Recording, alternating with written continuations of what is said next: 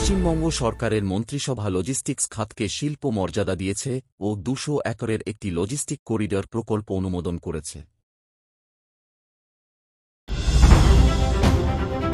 দুর্গাপুজোর সময় রাজ্যের অভিবাসী মাইগ্রেন্ট ভোটারদের সঙ্গে যোগাযোগ বাড়ানোর উদ্দেশ্যে রাজ্যের নির্বাচনী অফিসার সিও একটি নতুন পোর্টাল EMS-2 চালু করেছেন, যা ২০২৬ সালের নির্বাচনের আগে ভোটার ও নির্বাচনী কর্মীদের একটি সম্পূর্ণ ডাটাবেস তৈরি করতে সাহায্য করবে। বলা হচ্ছে সি এক্সপোর্টস ইনস্টিটিউট তাদের পেন্টাথলন ইভেন্ট উত্তরাখণ্ড থেকে স্থানান্তরিত করছে। এবার এটি হবে স্যান্ডএফু উত্তরবঙ্গ থেকে ট্রেন্সঅ্যাপ ঘাট কলকাতা রুটে।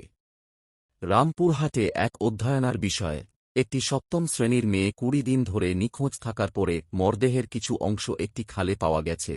ঘটনার সঙ্গে এক শিক্ষককে আটক করা হয়েছে।